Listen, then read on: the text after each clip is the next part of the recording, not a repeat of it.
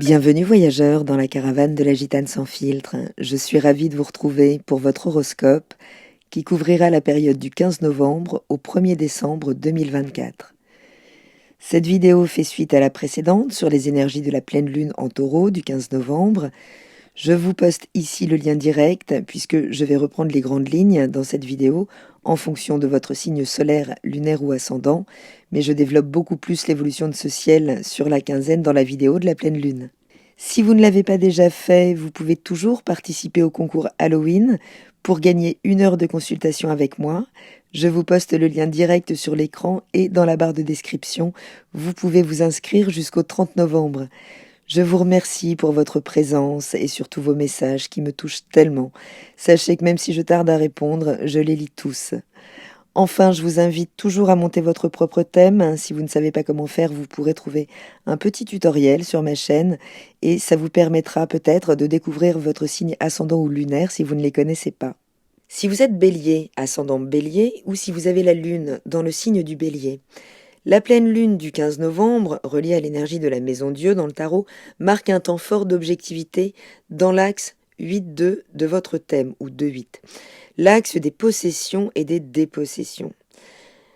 Cette pleine lune, chers amis, elle tombe pile sur l'axe des finances, des ressources, avec la lune en taureau qui vient éclairer votre secteur 2, celui des valeurs, de celles que l'on possède, que l'on déploie et de celles que l'on se reconnaît également. Vous êtes invité à faire le point là sur vos ressources, sur vos biens matériels, sur votre sécurité financière et surtout sur la manière dont vous gérez ces ressources. Si vous êtes un peu tête brûlée sur ce plan-là, ce sera peut-être le moment de ralentir pour stabiliser les choses. De l'autre côté, le soleil en scorpion dans votre secteur 8, il vous pousse à aller encore plus loin là, en vous demandant de revoir comment vous partagez avec les autres, vos ressources. Ça parle ici de dette, de finances communes, mais aussi d'émotions profondes, de tout ce qui est sous le tapis de notre conscience. On parle d'héritage également dans ce secteur, quelle que soit la forme de cet héritage. Autant dire que là, vous pourriez devoir jongler entre le « ça c'est à moi » et « ça c'est à nous ». Voilà, il y a quelque chose là qui est à revoir. Vous avez été au bout d'un système, peut-être de certaines choses qui ont été enclenchées en mai 2024, lors de la nouvelle lune en taureau, qui là arrivent à leur point de paroxysme, qui vous demande de faire une pleine objectivité sur votre manière de gérer ces ressources, de les partager pour pouvoir faire les réajustements nécessaires ou vous détacher de certains fonctionnements ou peut-être de certains partenaire avec qui vous partagez ces ressources.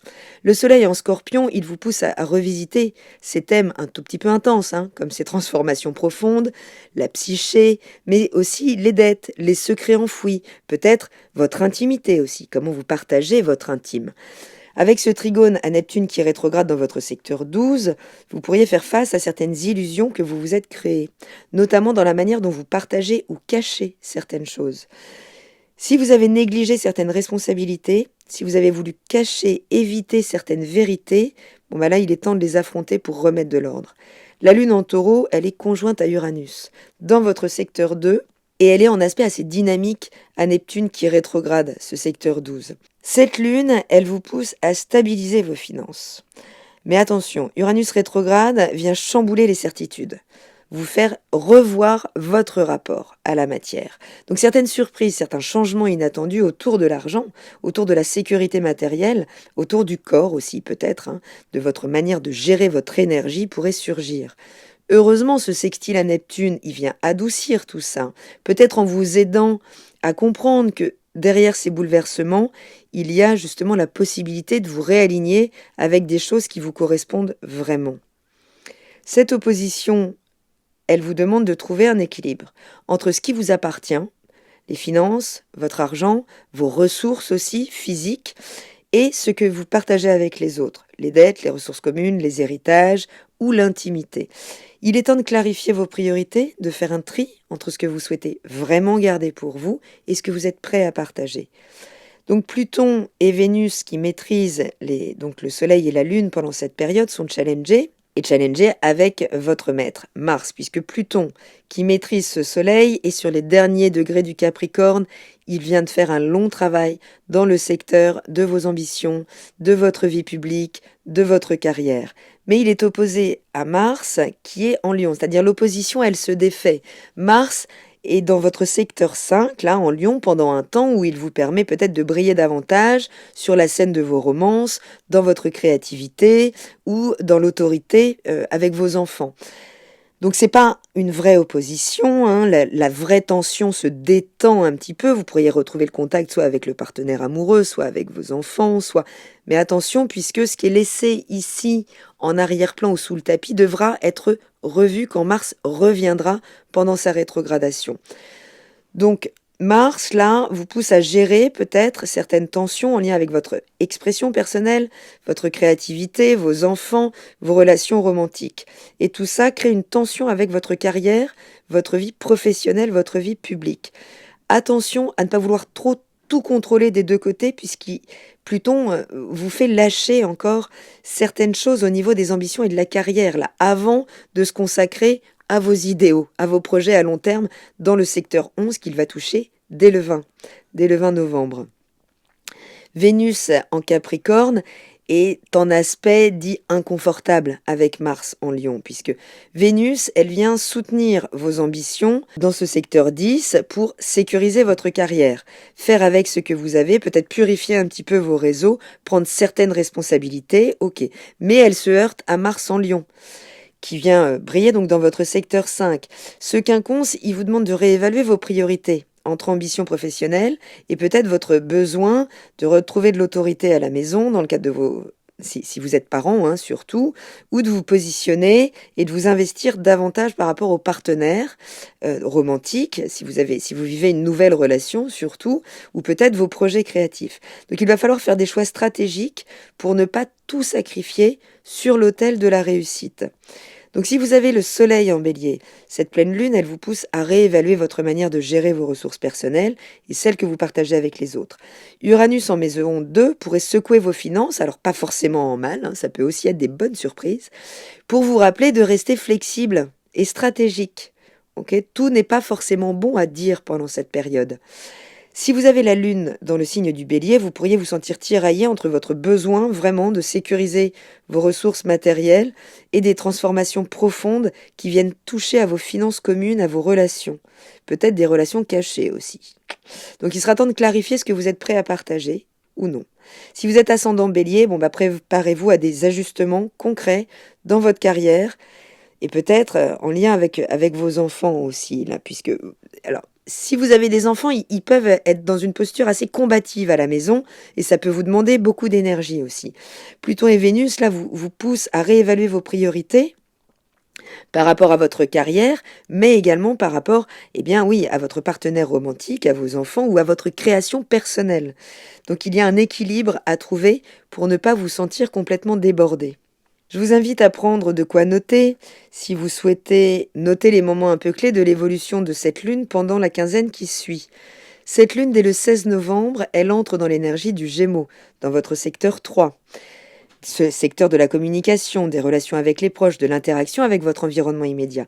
Et elle active Mercure, qui est en Sagittaire, dans votre secteur 9. Ce secteur où vous vous ouvrez à une quête plus profonde de sens, de philosophie qui doit porter désormais vos ambitions. Donc cette lune en Gémeaux qui active donc un Mercure assez inconfortable puisque Mercure a envie de communiquer sur ses grandes idées, sur des projets à long terme, peut-être d'interagir avec l'administration s'il est temps, peut-être en lien avec l'étranger. Sauf que Jupiter qui est rétrograde en Gémeaux, va vous demander là de revoir, de revenir peut-être sur certains échanges, de clarifier ici aussi des discussions qui peuvent traîner. Donc si vous êtes allé trop vite dans certaines conversations, il est temps de tout remettre à plat pendant cette période. Puisque Jupiter vous demande vraiment d'aller plus en profondeur dans vos besoins d'expansion intérieure. Des discussions importantes, des ajustements dans votre manière de partager vos idées là, qui pourraient surgir. Attention, votre maître est en Lion, le verbe peut être haut, l'autorité peut être très importante. Donc si des malentendus ont traîné, il risque de refaire surface maintenant. Vigilance à votre manière d'exprimer votre positionnement. Restez ouvert aux révisions. Il est temps de clarifier là les échanges, dans les relations proches, dans les projets à long terme. Pas de précipitation. Prenez le temps vraiment de bien vous ajuster intérieurement. Le 18 novembre, la Lune entre en Cancer dans votre secteur 4. donc celui du foyer, des fondations émotionnelles, du lieu de vie aussi. Et cette lune, elle vient s'opposer à Vénus, qui est en Capricorne dans ce secteur de la carrière et de la réputation. Alors ça peut parler concrètement d'une confrontation avec un supérieur hiérarchique, surtout si c'est porté par une femme, hein, mais et qui peut vous contraindre à plus de boulot à la maison, ou venir vous créer là effectivement des conflits sur le terrain, peut-être des finances aussi. Il pourrait y avoir des tensions donc entre vie pro et vie privée qui pourraient surgir si vous aviez fait des projections sur des résultats que vous attendiez, qu'on pourrait revenir chipoter si vous êtes trop concentré, trop focusé sur votre carrière, que vous avez négligé certains aspects de la maison, de la famille. Bon, bah, cette lunaison, elle vient rééquilibrer les choses et faire les réajustements. On est toujours porté par la maison Dieu quand même, hein, pendant cette période. Donc des discussions ici autour du foyer, de la maison, des ajustements dans la manière de gérer votre carrière, votre vie privée. Si peut-être votre partenaire vous demande plus de présence, ou votre patron, il peut y avoir ce genre de tiraillement, mais il sera temps justement de vous positionner, de trouver cet équilibre entre ces deux aspects de votre vie, puisque l'idée c'est de ne négliger ni l'un ni l'autre, d'assurer de trouver du temps pour vous dans tout ça, pour la famille, tout en restant concentré sur des objectifs professionnels. Le 20 novembre, la Lune entre en Lion, dans votre secteur 5, où elle rejoint Mars, et surtout elle active le Soleil en Scorpion, qui est en opposition à Pluton, qui pour la première fois entre en Verseau dans votre secteur 11. C'est historique, nous ne connaîtrons pas ça deux fois. Pluton libère définitivement, hein, pour nos générations, l'énergie du Capricorne. Donc c'est toujours un temps très fort. Donc concrètement, on peut vraiment s'attendre là à des moments forts, alors en fonction de ce que ça viendra toucher plus précisément dans votre thème évidemment, mais cette lune donc qui vient activer le secteur des plaisirs, de la joie immédiate, individuelle, de la créativité, des relations amoureuses, des enfants, vient activer donc ce soleil en Scorpion dans votre secteur des transformations profondes, des ressources partagées, des héritages, de l'intimité, de ce qui est caché aussi. Donc Pluton qui rentre en Verseau dans votre secteur 11, il va vous pousser à revoir certains engagements collectifs, certaines amitiés. Ça va pas se faire en 2 jours, il va rester là 20 ans. Cette lunaison, par contre, elle peut pointer certaines choses là, qui pourront être l'indicateur de ce qui va se développer après. Donc elle va là peut-être pointer ce qui va devoir être traité pour jongler entre désir personnel, créativité, relation avec les enfants, relation avec le partenaire amoureux et les engagements partager la vie intime, surtout si elle est secrète, les héritages, les grandes transformations. Hein. Donc tout en gérant justement ces transformations dans votre cercle social, puisque forcément, à partir du moment où toutes vos ambitions ont été revues, eh bien ça va s'imprimer maintenant dans votre socle de valeurs partagées. Donc restez ouvert aux transformations, c'est la résistance qui épuise vraiment. Pluton gagne, hein, il ne s'embarrasse pas des émotions, Pluton, il fait son boulot. Donc plus on y résiste, plus c'est difficile pour nous, pas pour lui. Donc ce sera vraiment le moment de clarifier vos priorités entre ce que vous voulez pour vous, parce que vous avez quand même le nœud nord, hein, dans votre signe, donc le positionnement, la capacité à dire « je » est capital à travailler là jusqu'en 2025. Mais en même temps, vous êtes confronté à ce que vous êtes prêt à partager avec les autres ou non. Le 22 novembre, la Lune entre en Vierge dans le secteur du travail quotidien, de la santé, de l'hygiène de vie, de la routine de vie. Elle active donc Mercure en Sagittaire dans ce secteur 9, qui là vous pousse à réfléchir à comment vos responsabilités quotidiennes influencent vos projets à long terme, mais surtout, quelle philosophie sous-tend finalement ces responsabilités quotidiennes. Est-ce que tout ça est aligné? Est-ce que tout ça a du sens? Si vous avez pris trop de tâches à la légère, là, si vous êtes dispersé dans votre routine de vie, si vous avez vécu des débordements au niveau de votre emploi du temps, cette lunaison, elle vous ramène à réorganiser vos priorités pour avancer sereinement. On fait des petits pas dans la maison 6, mais des petits pas bien ancrés dans le sol qui peuvent donner des résultats probants dans le temps. Humblement, j'ai envie de dire. On ne fait pas d'éclat dans ce secteur, mais on avance de manière très organisée. Donc, il y a des révisions là à faire dans votre manière de gérer ce quotidien, des réajustements autour de vos projets pro qui pourraient surgir, puisque là, il sera temps de remettre de l'ordre pour que vraiment les choses soient alignées avec vos projets à long terme. Restez pragmatique, ce sera important là, surtout pour remettre de l'ordre et réorganiser cette routine quotidienne pour qu'elle puisse servir vos ambitions à long terme, d'accord? Et qu'elle ne soit pas bloquée, ces ambitions, justement par des détails mal gérés.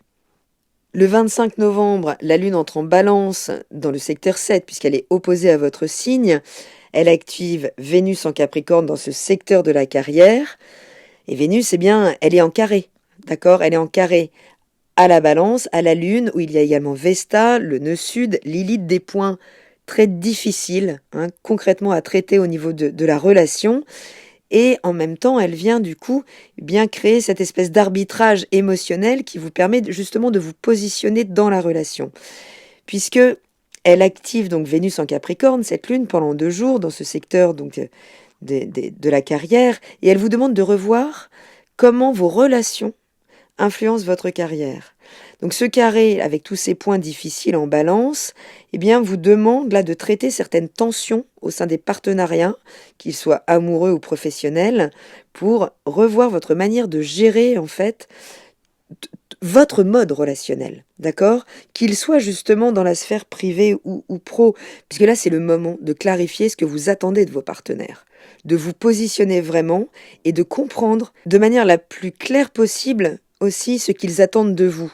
Donc là, il y a des ajustements importants pendant ces 2 jours. Des discussions, donc peut-être au sein de partenariats, pro ou perso, puisque ce sera le moment de clarifier vos engagements. Ne fuyez pas ces discussions, essayez d'être le plus clair possible, le plus transparent. Attention aux formes, puisque votre maître est en Lion quand même, hein, dans un signe de feu, donc ça peut monter très vite.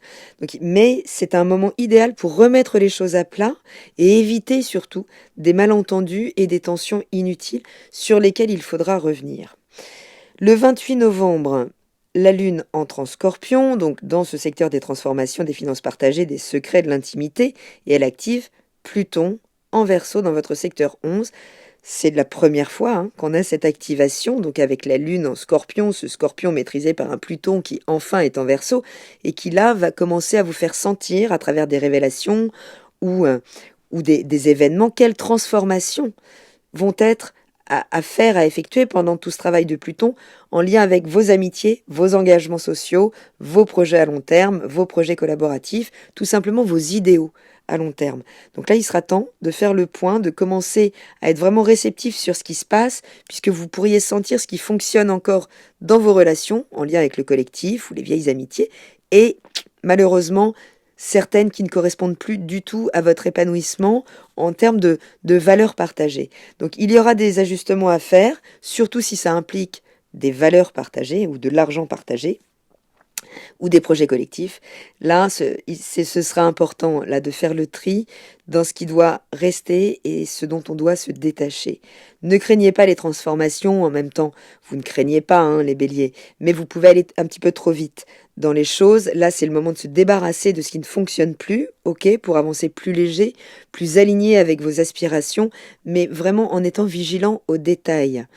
Pourquoi? Parce que dès le 30 novembre, la Lune, elle entre en Sagittaire, où elle va opérer une nouvelle Lune, dès le 1er décembre, donc dans ce secteur 9, qui vient activer Jupiter, donc qui maîtrise l'énergie du Sagittaire et qui est rétrograde, dans votre secteur de l'environnement de proximité, des frères et sœurs, de la communication, des petits déplacements, de votre environnement immédiat, opposé à Mercure, donc en Sagittaire, dans ce même secteur, qui va bientôt rétrograder ici. Il ne faut pas passer trop vite sur les détails. Mercure en Sagittaire vous fait là aborder des discussions importantes autour du sens que vous mettez derrière vos projets à long terme, vos ambitions, vos projections. Donc il est important de clarifier ce que vous voulez vraiment accomplir, puisque on vous demande d'aller au détail avec ces rétrogradations, de ne pas aller trop vite, de nourrir intérieurement en profondeur le sens qui porte vos actions ou vos ambitions, ou qui nourrit encore vos relations, qu'elles soient donc amicales ou associatives, collaboratives. Donc beaucoup de discussions pendant ces périodes pour pouvoir toujours clarifier vos objectifs, pour pouvoir partager vos visions à long terme et éventuellement revoir ce qui doit être revu. C'est une période d'ajustement pendant cette quinzaine pour pouvoir réinitier quelque chose lors de cette nouvelle lune.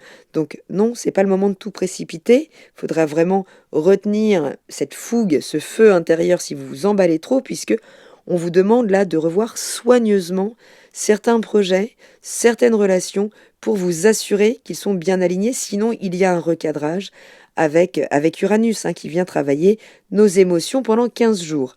Mais tout ça est pour vous remettre dans le droit chemin de vos ambitions, quitte à vous défaire peut-être de certaines collaborations ou tout simplement de certains projets qui ne servent plus vos valeurs intimes. Voilà voyageurs, j'espère avoir un petit peu éclairé cette période. Prenez bien soin de vous, je vous embrasse et je vous dis à très bientôt dans la caravane de la gitane sans filtre. Salut!